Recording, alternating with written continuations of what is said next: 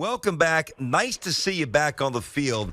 You had a rough couple of weeks with the concussion. You looked really good out there. Welcome back, buddy. How you been? I've been well. How you been? We're good. Listen, whatever you're comfortable doing. We hear concussion and concussion protocol, and there's obviously varying degrees of that. Like, when you're in that, what exactly were you dealing with just to get the clearance? Was it that rough? I mean, it seemed pretty bad for you. It was a trip. I've actually had a concussion before with no symptoms, but this was the first time I actually, experienced those symptoms. So, like having a headache, being foggy. This was better for me to just close my eyes, sensitive to light. And, usually, watching film or playing the game, I couldn't really look at a screen too long or too much without it, bothering me. So it was just a trip, to have those different experiences, knowing, you hear about concussions and the severity of it, but I've had one before and not having any symptoms. So this one was pretty tough, and it just lets you appreciate things that you didn't – I don't want to say that you don't appreciate, but that you don't understand, that you probably may take for granted. So, the concussion thing is a trip. Adoree, BT mentioned it, and maybe part of your answer there answers the next question I'm going to ask you. You look great. And not that you haven't been good before, but this to me was your best game of the year, most impactful game of the year. Was a part of it being fresh? Was a part of it being like, man, I miss getting out of here? You had great energy. You're flying all over the field. You made your presence felt on Sunday. It's one of those things when you're out, and I told the guys, I just want to play for my brothers. At the end of the day, I didn't want to come back and disappoint them. I had a coach named Dick LeBeau who used to always say that was his biggest fear, if you fear anything, was to let your brothers down. So keeping that in the back of my mind, and especially having a concussion, I'm having a lot of time to think and regulate and do different things. And, seeing the energy that they had, last week and how they played, versus Washington and dominated in that game. I didn't want to come in and fall short of the expectation or the style of play that they were doing. So for me, it was just going out there, just trying to execute and do my job, for my guys. Gotcha. So we're talking to Adoree Jackson, back with us here, BT and Sal on the Fan. Good to have him back. Giants looking better, stabilizing things. And let's face it, Adoree, there's been a couple of different versions of the G-Men this year. The first version was not a version that we liked at all. It was ugly, as you know. I don't know, this version with the defense stepping up, the young players really making some noise. Tommy DeVito, I mean, is this kid a starting quarterback in the NFL? I believe so. I think the injury he's bringing, like you said, the young guys, the energy, the moxie, just that swagger that he carries, about himself. And obviously, if you're in this league, you know how to play ball, and that's just half of the feat, that mental standpoint, that confidence, that swagger that you bring day in and day out, and how you put in the work, that carries on everything. That confidence comes with the work and being out there on the field, and he's been doing that since he came in OTAs. So I like him as a player, but more importantly as a person, a humble kid, understands the situation that he's in, and he's not shying away from it. Yeah, that's what I wanted to ask you, because sometimes, listen, Daniel Jones started the season, rightfully so, making $40 million a year, the unquestioned starter, coming off that great game in Minnesota last year, the playoff game. So he was the guy. So nobody said, and then obviously Tyrod Taylor's a very, very competent, respected backup. Tommy just had a scrounge to make the team, but sometimes there are situations where, as a young veteran like you are, you see a young player who's down the depth chart in camp, and you're like, man, this kid's got real talent. Be honest. I mean, was DeVito popping at all during the summer, or was this just kind of out of nowhere? I think you can see it. Obviously, he's gonna go against us. Even though we're a big scout team, he serviced us. You can see, the type of talent that he has, and like I said, coming in on watching the work, keeping his head down. Once you get your foot in the door, they always say, no matter how you get in, it's what you do when you're here. And obviously, he kept his head down, went to work, grinded, and was a great presence in the locker room.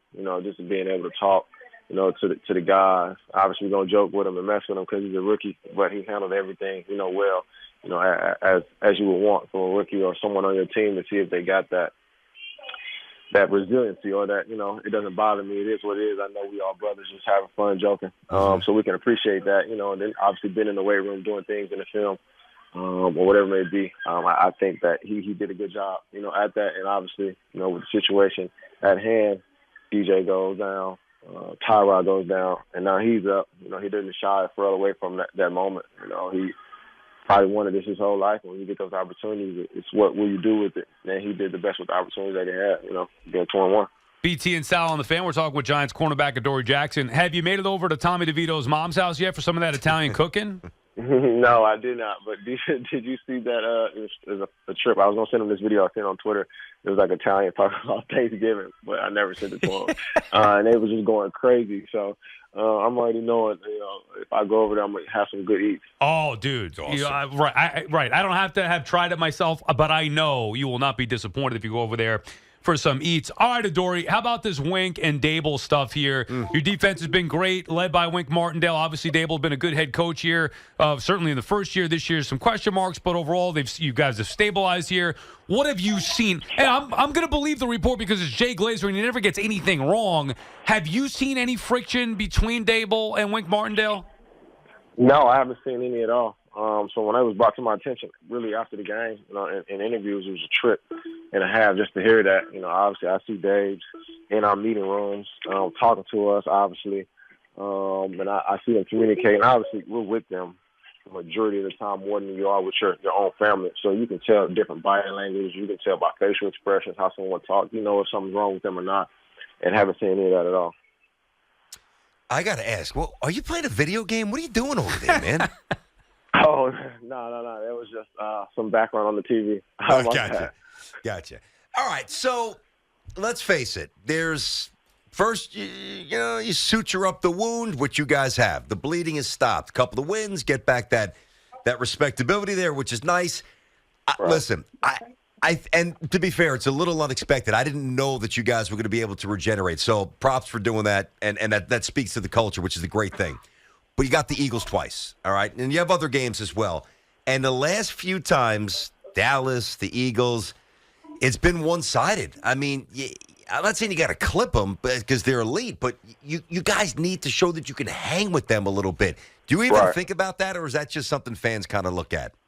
Obviously, it's a thought in your mind, but at the same time, taking it 1 week at a time, just going out there, preparing and working the right way, and knowing that when that opportunity comes, you know, like DeVito, you got to embrace it and to the fullest. So for us, we know that, you know, the long road ahead is difficult, but at the same time, you take it, you know, a day at a time. You know, I think, you know, the scripture, Psalm 23, you know, it says, "I'll walk through the shadow of the valley of death, I shall fear no evil." So for us, just going out there and having no fear, understanding it's already written and the Lord is with us, and just go out there and have fun and play. And that's what we've been doing these last couple of weeks, and it's been showing out there with the results. And listen, I don't say this like a punk here, but you know, I'm a big believer myself. Where was the Lord when you guys got waxed 40-0 week one? He didn't come out of the tunnel with you guys against that. Why is he going to show up this time?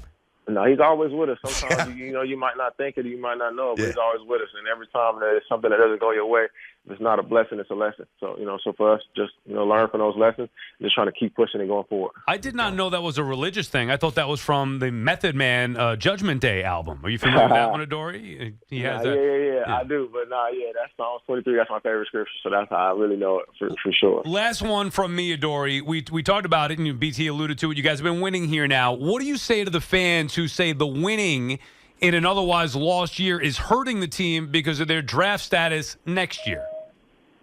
Can you repeat that? I'm sorry.